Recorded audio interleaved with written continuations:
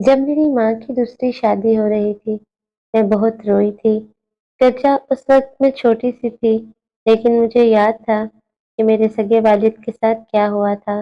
हुआ यूँ कि एक रोज़ वो अपनी ज़मीनों पर गए, तो किसी दुश्मन ने इनको गोली मार दी और वो मौके पर ख़त्म हो गए। मेरी माँ का राज कट गया और मैं यतीम हो गई। बाप ज़िंदा हो तो सभी इसकी औलाद का चाव करते हैं। अब खानदान वाले चाह क्या करते, वो मुझे मनहूस कहते। 5 बरस की उम्र में ज़माने की ठोकरों में आ गई। सच है यतीम का अल्लाह के सिवा कोई नहीं होता। अलीपुर में मेरे बाप की ज़मीनें थी, मगर उनके बाद सौतेले चचा ने ज़मीन पर कब्ज़ा कर लिया। वो और इनके सपूत हमारे खून के प्यासे हो गए।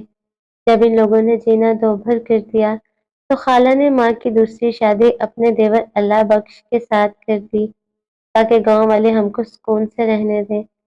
जब मैंने 5 जमातें पढ़ ली, तो माँ ने मज़ीद पढ़ाने की बजाय मुझको घर के कामों में लगा दिया। बदकिस्मती से जिस शख्स के साथ माँ की दूसरी शादी हुई थी, वो मुस्तकिल मिजाज ना था। कभी कमाता और कभी दिनों बेकार घर में बैठा रहता। इस तरह गुजारा मुश्किल हो गया और घर का सुकून भी माली परेशानी के सबब जाता रहा। रोज के फाकों से तंग आकर माँ मुझे लेकर मामू के पास इनके गांव चली गई। इन दिनों इनकी दूसरी बेटी, जिसका नाम तो साहिब बीबी था, माँ प्यार से साहिबा बुलाती थी, उसे बख्शू अब्बा के पास ही छोड़ दिया, क्योंकि ये मेरे सौतेले अब्बा की बेटी थी। मामू के घर हमको किसी ने बेसुकुन नहीं किया। 2 वक्त की रोटी भी मिल जाती थी, लेकिन साहिबा बहुत याद आती थी। बख्शू अब्बा के घर मैं ही उसको संभालती थी। साहिबा ने अब्बा को बहुत तंग किया और रो रो कर बीमार पड़ गई। तभी अब्बा ने हमको ढूंढने में कोई कसर ना छोड़ी। बिलाखिर हमारा सुराग पा लिया। अब्बा ने मेरी अम्मी से बहुत माफिया मांगी और वादा किया कि अब वो जरूर कोई ना कोई काम करेंगे और घर में बेकार नहीं बैठेंगे। अब्बा बख्शू कोई काम ना जानते थे, पढ़े लिखे भी ना थे। मजबूरन उन्होंने तांगा चलाना शुरू कर दिया और मैं एक तांगे वाले की बेटी कहलाने लगी। हालांकि मेरे हकीकी वाले जिम्मेदार थे और मेरी माँ ने इनके घर जिम्मेदारी का ऐश देखा था, लेकिन अब तो हमारे बुरे दिन आ चुके थे। एक दिन साहिबा बहुत रो रही थी। अम्मी जान ने मुझे कहा, ज़ारा तुम ज़रा उसे चुप करवा दो। मैंने बहलाया, टहलाया, झुलाया, मगर वो किसी तरह चुप ना हुई। मैं भी बच्ची थी, उसे चारपाई पर पटक दिया। उन दिनों मेरी उम्र 11 बरस थी। आजकल इतनी कम उम्र लड़कियां बाशऊर होती हैं, लेकिन हमारे ज़माने में बच्चे सादा और मासूम होते थे। मुझे भी इतनी समझ ना थी। माँ ने बुरा भला कहा और दोबारा हुक्म दिया कि मुन्नी को उठाओ और चुप करवाओ, लेकिन मैंने इनके हुक्म की तामील ना की। इस पर माँ मुझे बद्दुआएं देने लगी और घर से बाहर धक्का देकर दरवाजा बंद कर दिया। शाम हो रही थी। अम्मी को इतना गुस्सा था कि उन्होंने दरवाजा ना खोला। मुझको कुत्तों से बहुत डर लगता था। बहुत दस्तक दी, मगर अम्मी पर कोई असर ना हुआ। मैंने यकीन कर लिया कि अब सारी रात बाहर गुजारनी है। ये सोचकर बख्शू अब्बा के टांगे ही में छुप गई और रोते रोते सो गई। जहाँ हम रहते थे, उस गली के बहुत से लड़के ट्यूशन पढ़ने जाते थे। शाम को जब वो ट्यूशन पढ़कर घर को लौट रहे थे, उन्होंने देखा कि एक बच्ची टांगे में सो रही है और उसके रुखसारों पर आंसुओं की लकीरें पड़ी हुई हैं। इनमें एक लड़का हमजा था। वो एक बड़े जमींदार का बेटा और अमीर खानदान से था। हमजा ने जब मुझको बेखुदी के आलम में टांगे में पड़ा देखा, तो उसे तरस आया। उसने मुझे जगाया और कहने लगा, ज़ारा उठो, घर जाओ। शायद तुम खेलते खेलते टांगे में सो गई थी। मैं उठ नहीं रही थी। उठो भी ज़ारा, उसने मुझको झंझोड़ा। रात का वक्त है, तुम्हारे माँ बाप परेशान होंगे। मैं जागी तो याद आया, माँ ने धक्का देकर मुझे घर से निकाला था। तभी परेशान हो गई और रोने लगी। हमजा ने पूछा, क्या तुम्हारी माँ ने मारा है? अच्छा आओ मेरे घर चलो, मेरी माँ तुम्हें घर में छोड़ आएंगी। मैं अपने घर जाने की बजाय उसके साथ चली गई, जहाँ हमजा की माँ और बहनों ने देखते ही कहा, अरे ये तो बख्शू टांगे वाले की बेटी है। बेचारे गरीब लोग हैं, जाने कहाँ से ये खाना बदोशों की तरह आ गए हैं और कैसी जिंदगी गुजार रहे हैं। मेरा नाजुक सा दिल तो पहले ही जख्मी था। ये अल्फाज सुनते ही छन्नी हो गया। वो मुझसे तरह तरह के सवालात करने लगे। میں نے اپنی سمجھ کے مطابق جواب دیے تو ان کے دلوں پر میری مظلومیت کا بہت اثر ہوا۔ حمزہ اور اس کی ماں میرے ساتھ گھر آئے اور امی کے حوالے کیا۔ حمزہ کی ماں نے امی کو ہدایت بھی کی کہ آئندہ اس بچی کو مارنا اور نہ ہی شام کے وقت گھر سے نکالنا، لڑکی ذات ہے، اس طرح بچیاں برے حادثے کا شکار بھی ہو سکتی ہیں۔ لیکن میری ماں کو کب اتنی سمجھ تھی، وہ پڑھی لکھی تو تھی نہیں، حالات کی چکی کا ایندھن بنی ہوئی تھی، لہٰذا اپنی بیٹیوں سے بھی تنگ تھی۔ ان دنوں ماں بہت چڑچڑی ہو گئی تھی اور میں ان کے سلوک سے دکھی رہتی تھی۔ اب مجھے ایک پل گھر میں چین نہ تھا، اکیلے میں گھبراتی۔ جب ماں سبزیاں توڑنے کھیتوں میں جاتی اور ابا ٹانگا لے کر گھر جاتے تو میں صاحبہ کو لے کر حمزہ کے گھر آ جاتی۔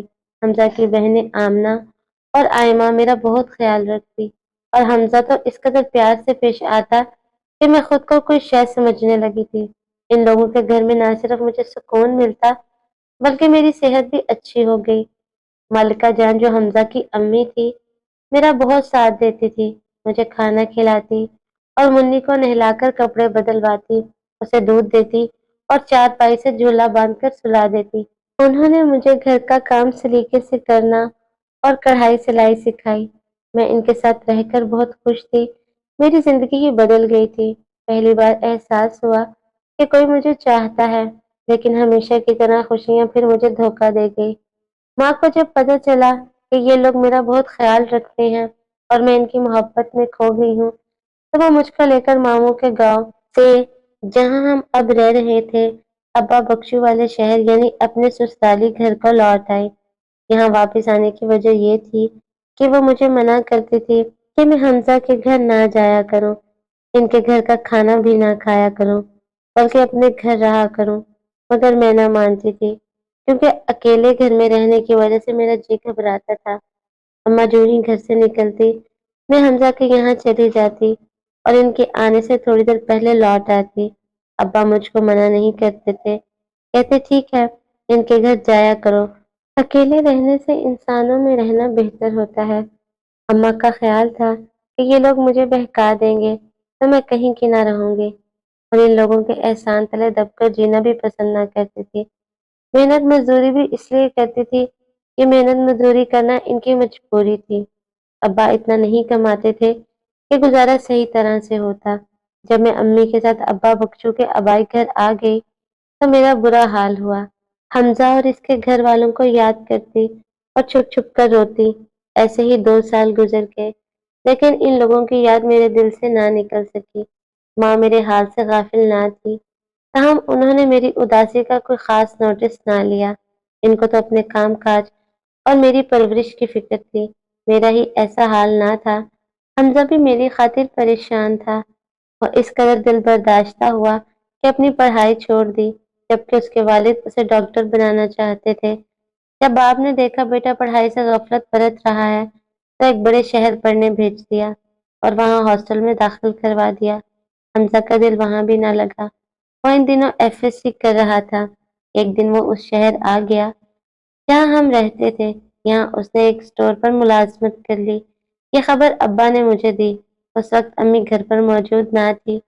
میں بہت خوش ہوئی اور کچھ نہ کچھ خریدنے کے بہانے اسٹور پر جانے لگی۔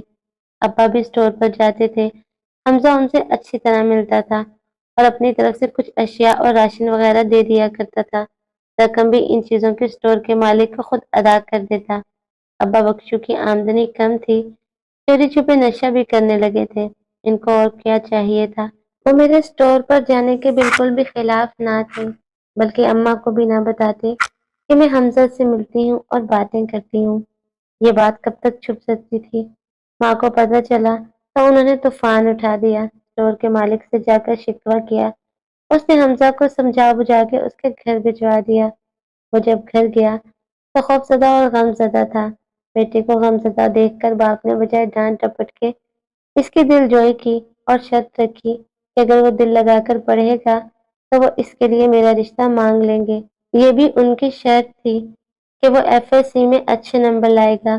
حمزہ نے وعدہ کر لیا، جی لگا کر محنت کی اور میرٹ بنا لیا۔ سچ کہتے ہیں کہ محبت میں بڑی طاقت ہے، اس نے اسی طاقت سے کام لیا اور شاندار رزلٹ دیا تو اس کے والد اپنی شرط اور وعدے سے مجبور ہو گئے۔ اور وہ اپنی بیوی کے ہمراہ ہمارے گھر حمزہ کے لیے میرا رشتہ طلب کیا۔ حالانکہ فی الزمانہ ایسا نہیں ہوتا۔ لوگ مجھے ٹانگے والے کی لڑکی کہتے تھے، جبکہ میرا حقیقی باپ تو ذمہ دار تھا، لیکن قسمت نے مجھے بھی آسرا اور یتیم کر دیا تھا۔ بہرحال وہ بڑے لوگ اور اچھے خاندان سے تھے، جبکہ میں ایک ٹانگے والے کی بیٹی کہلاتی تھی۔ ماں کو تو اس رشتے پر خوش ہونا چاہیے تھا، لیکن وہ میرے ستیرے چچا کے رویے اور ناانصافی سے ڈسی ہوئی تھی۔ انہیں ذمہ دار طبقے سے ہی خوف آتا تھا، لہٰذا خوش ہونے کی بجائے انہوں نے نفرت کا اظہار کیا اور حمزہ کے والدین کو رشتہ دینے سے انکار کر دیا۔ وہ لوگ افسردہ ہو کر چلے گئے، میں بھی روتی سے سکتی رہ گئی۔ جانے میری ماں کے جی میں کیا تھا، شاید وہ میری شادی اپنے بھائی کی بیٹی سے کرنے کی آرزو مند تھی۔ تاہم یہ لوگ شہر میں رہتے تھے اور ہمیں پوچھتے تک نہ تھے۔ کبھی کبھار میری ماں خود اپنے مغرور بھائی اور بھابھی سے ملنے چلی جاتی تھی۔ حمزہ کے والدین تو اس کے انکار پر خاموش ہو کر بیٹھے، مگر حمزہ کا چین قرار لٹ گیا۔ اس کی اب بھی یہی آرزو تھی کہ کسی طرح میں اسے مل جاؤں۔ ایک دن وہ مجھ سے ملا اور کہا کہ تمہاری ماں نے تو انکار کر دیا ہے، وہ کسی طرح مانتی نہیں، کیوں نہ تم میرے ساتھ میرے گھر آ جاؤ، وہاں ہم شادی کر لیں گے۔ یہ سن کر میں خوفزدہ ہو گئی اور اسے جواب دیا، حمزہ بے شک میری ماں ظالم سہی، مگر میں اپنے غریب والدین کے چہرے پر کالک نہیں مل سکتی کہ گھر سے بھاگ جاؤں۔ میں یہ کام نہیں کر سکتی، تم مجھے بھول جاؤ، میں تمہارے ابا کو منا لوں گا۔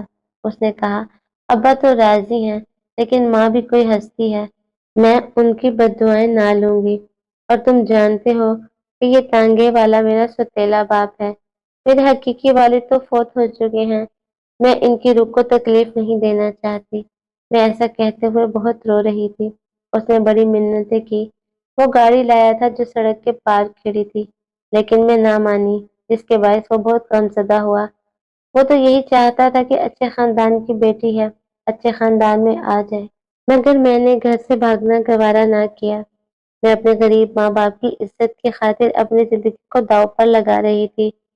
وہ دور ہی ایسا تھا جب لڑکی اور لڑکا خاموشی سے اپنے بزرگوں کے فیصلوں کے سامنے سر جھکا دیتے ہیں، اور ان کو اتنا بھی اختیار حاصل نہیں تھا کہ وہ ان فیصلوں کے خلاف احتجاج کر سکیں۔ حمزہ چلا گیا اور میرا سکون بھی ساتھ لے گیا۔ اب مجھے کسی پل قرار نہ تھا، روتی تھی مگر ماں کو پتہ نہ چلے میں روئی ہوں۔ ان دنوں اپنے جینے مرنے کا ہوش نہیں تھا۔ تبھی ایک دن ابا نے کہا، زارا تم بہت اداس رہتی ہو، ذرا نہا دھو کر تیار ہو جاؤ تو میں تم کو تمہارے ماموں کے گاؤں سیر کرانے لے چلوں، وہاں تمہاری خالہ رہتی ہیں، ان کی بچیوں سے ملو گی، ماموں کے گھر جاؤ گی تو خوش ہو جاؤ گی، اماں وہاں جانے سے منع کر دیں گی۔ میں نے جواب دیا، تم ان کو وہاں کا مت بتانا، قریب کے گاؤں میں میری بہن بھی تو رہتی ہے، ان کی بیٹی کی شادی ہے، میں کہوں گا تم کو وہاں لیے جا رہا ہوں تو وہ منع نہیں کرے گی، بلکہ ان کو کچھ بتانا ہی نہیں ہے، واپس آ کر بتا دیں گے۔ وہ کھیتوں میں کام کر رہی ہے، ابھی نکل چلو، شام سے پہلے ہم لوٹ آئیں گے۔ میں بھی اداسی سے تنگ اور اپنے ماحول سے خفا تھی۔ ماں تو ان دنوں مجھے اپنی دشمن نظر آتی تھی۔ میں ابا کی باتوں میں آ گئی اور ماں کے جانے کے بعد منی کو پڑوس کو تھما کر ابا کے ہمراہ ٹانگے پر بیٹھ کر سیر کو چل دی۔ ابا مجھے شادی میں لے جانے کی بجائے کہیں اور لے گیا۔ یہ ایک گاؤں تھا، بڑا سا پختہ مکان تھا، ارد گرد آبادی تھی، کسی کھاتے پیتے شخص کا ڈیرا تھا۔ اس کی بیوی اور 3 بیٹیاں تھیں، لیکن بیٹا نہیں تھا۔ وہ ہم لوگوں کو گھر میں لے گیا۔ اس کی بیوی نے اپنے شوہر کی ہدایت پر انہوں نے ہماری مہمان نوازی کی اور عمدہ کھانا کھلایا۔ ابا نے کہا، تم تھوڑی دیر یہاں رہو، میں ابھی آتا ہوں، پھر تمہارے ماموں کے گاؤں چلیں گے۔ ان کے جانے کے بعد مجھے پتا چلا کہ ابا مجھے اس آدمی کے ہاتھ بیچ کر چلا گیا ہے، تو مجھے یقین نہ آیا۔ اس گھر کی عورت بولی، میرا خاوند کہتا ہے کہ گھر میں کام کاج کے لیے خریدا ہے، لیکن میں جانتی ہوں کہ اس نے تم سے نکاح کرنے کے لیے تمہیں خریدا ہے، کیونکہ میری 3 بیٹیاں ہیں، بیٹا نہیں ہے۔ اس کی بیوی نے سچ کہا تھا، اس نے مجھ سے زبردستی نکاح کیا۔ میں بھی اب ماں کے پاس جانا نہیں چاہتی تھی، کیونکہ اس کی ضد کی خاطر مجھے یہ دن دیکھنا پڑا تھا۔ جب مجھے پتا چلا کہ ابا مجھے بھیج کر چلا گیا ہے تو میرے پیروں تلے سے زمین نکل گئی، مگر اب رونے دھونے چیخنے چلانے کا وقت گزر چکا تھا۔ جس شخص نے نکاح نامے پر میرے دستخط لیے اس نے بتایا کہ تمہارے والد پر بہت قرضہ چڑھ گیا تھا، قرضدار اس کو دھمکیاں دیتے تھے، تبھی وہ تم کو بیچ گیا ہے۔ اب وہ تمہاری ماں کو جا کر یہی بتائے گا کہ تم کسی کے ساتھ چلی گئی ہو، تم کو اب یہیں رہنا ہے، مگر میں اور میری بیوی تم کو عزت سے رکھیں گے، بشرطے تم جھگڑا نہ کرو اور ہمارے ساتھ صلح سکون سے رہو، تم کو یہاں کوئی تکلیف نہ ہوگی۔ اب میں جاتی تو کہاں، میں تو ان لوگوں کی قید میں تھی، ان کے کسی حکم سے انحراف نہ کر سکتی تھی۔ جانے ابا نے میری ماں کو میرے بارے میں کیا کہا، جانے ماں پر کیا گزری، مجھے خبر نہ تھی، میں جانا نہ چاہتی تھی۔ ماں اور باپ اب میرے لیے بے معنی تھے۔ سوتن سمجھدار تھی، وہ اپنے شوہر کی فرما بردار تھی اور اس کی لڑکیاں بھی، انہوں نے مجھے پیار دیا۔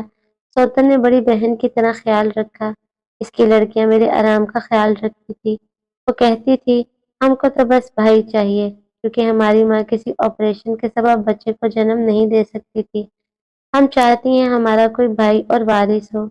ابا نے ہی ایک دن حمزہ کو بتایا کہ میں کہاں ہوں، وہ بیچارہ یہ سن کر بوکھلا ہی گیا کہ میں ایک ادھیڑ عمر اور دل کے مریض شخص کی ملکیت ہو چکی ہوں۔ اسے یقین نہ آتا تھا۔ وہ گاؤں کے کچھ معزز لوگوں کو اکٹھا کر کے میرے خامد کے ڈیرے پر آیا، لیکن جب اسے پتہ چلا کہ میں اس کی منقوہ ہو چکی ہوں تو وہ واپس چلا گیا۔ میں ادھر روتی اور پچھتاتی تھی، اے کاش حمزہ کے ساتھ ہی بھاگ کر اس کے گھر چلی جاتی تو میری اس کے ساتھ شادی ہو جاتی۔ اس ستیلے باپ کی لاج رکھی، اس نے کیا کیا۔ حمزہ کی ڈیرے پر آمد کے بعد میرا شوہر بہت شکی مزاج ہو گیا، پہلی بیوی سے کہتا اس پر کڑی نظر رکھو، مگر وہ عورت اعلیٰ مزاج کی تھی، مجھے کچھ نہ کہتی۔ میرا جی گھبراتا تو محلے میں اپنے ملنے والوں کے گھروں میں بھی لے جاتی تاکہ میرا جی بہلا رہے۔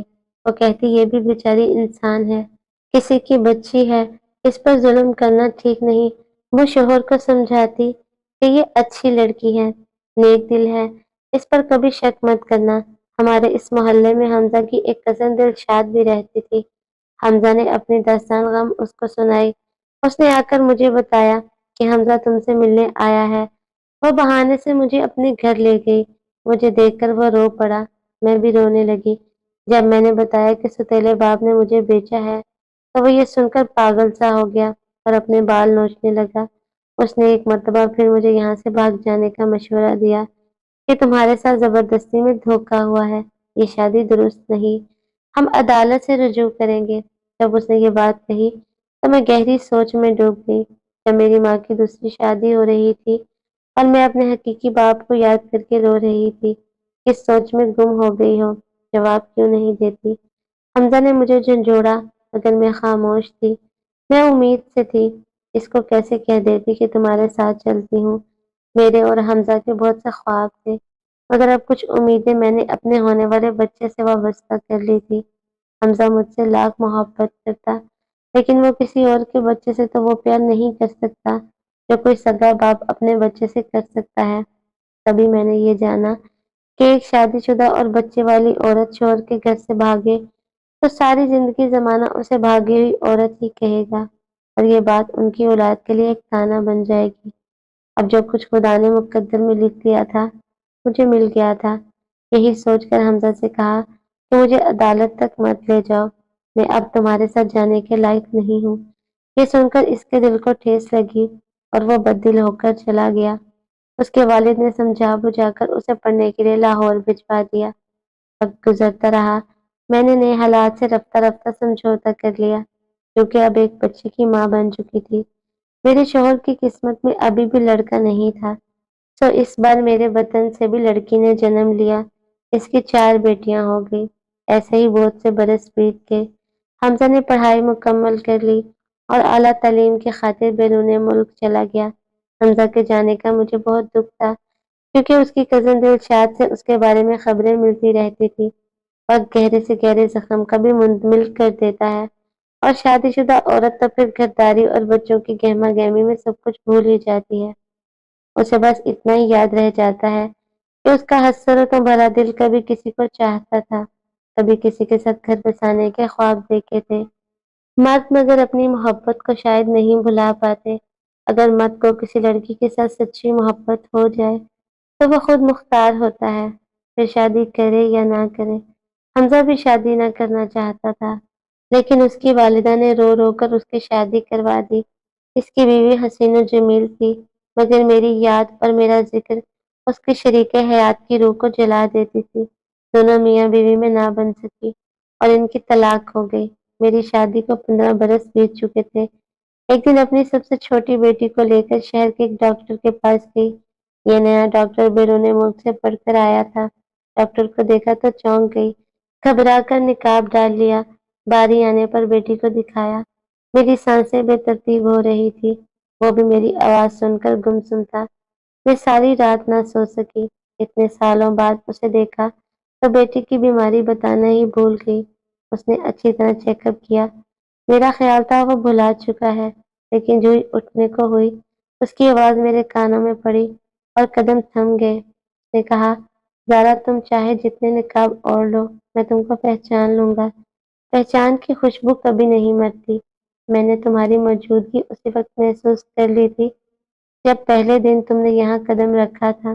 اچانک جیسے وقت تھم گیا، چلتی ہوئی سوئیاں رک گئی، بس دونوں طرف خاموشی تھی۔ یعنی کتنا وقت بیت گیا پتہ ہی نہیں چلا۔ مدتوں بعد دو بچھڑے ہوئے ملے تھے۔ آج بھی جیسے حمزہ کو میرا انتظار تھا۔ حمزہ کی شادی اس کے والد نے قسم دے کر کروائی تھی کیونکہ وہ بستر مرگ پر تھے۔ اس کی دو بیٹیاں اور ایک بیٹے تھے، میری بھی دو بیٹیاں اور ایک بیٹا تھا۔ اتنا وقت گزر جانے کے باوجود اس کے دل کے دروازے میرے لیے کھلے ہوئے تھے۔ میں خود بھی چلتے چلتے تھک چکی تھی، شوہر کا انتقال ہو گیا تھا۔ میں سسرالی رشتہ داروں کے رحم و کرم پر جی رہی تھی کہ میرے 3 بچے تھے۔ دکھوں کے بوجھ تلے دبی میں گیلی لکڑیوں کی طرح سلگ رہی تھی۔ اپنی بیوگی کو سنبھالے ہوئے بیٹیوں کی فکر سے گھلی جاتی تھی۔ میرے حالات جان کر آج پھر حمزہ نے کہا کہ تم کو میری ضرورت ہے اور اللہ تعالیٰ نے مجھے اتنا دیا ہے کہ اگر تم چاہو تو میں تم کو اور تمہارے بچوں کو اپنا سکتا ہوں۔ میں نے جواب دیا، بچیاں ان کے چچا اور دادا مجھے نہیں دیں گے، میں کیسے اپنی بیٹیوں سے منہ موڑ سکتی ہوں؟ ان کے سروں پر باپ کا سایہ نہیں ہے، ماں بھی نہ رہی تو کس حال میں جئیں گی؟ اب جہاں ہوں وہیں ٹھیک ہوں، بڑھاپے کی دہلیز پر قدم رکھ چکی ہوں اور تمہارا گھر بسا ہوا ہے، میں اس میں انتشار نہیں پھیلانا چاہتی۔ ایک بار میں نے حمزہ کی محبت کو ٹھکرایا، ماں باپ کی عزت کی خاطر، دوسری مرتبہ اپنے شوہر کی خاطر اور تیسری مرتبہ اپنی بیٹیوں کی خاطر جن کے مستقبل کو میں کسی حرکت یا اقدام سے تانا نہ بنانا چاہتی تھی۔ میں الٹے قدموں وہاں سے پلٹ آئی، گھر آ کر دل کھول کر روئی تھی، کاش وہ مجھے زندگی کے اس موڑ پر دوبارہ نہ ملتا۔ حمزہ کے خیال میں بے وفا ہوں، میں نے اس سے محبت ہی نہیں کی تھی۔ کیسے اسے بتاتی کہ ایک مشرقی عورت کی کیا مجبوریاں ہوتی ہیں، کبھی ماں باپ کے لیے، کبھی شوہر اور اولاد کے لیے اسے سب کچھ قربان کرنا پڑتا ہے۔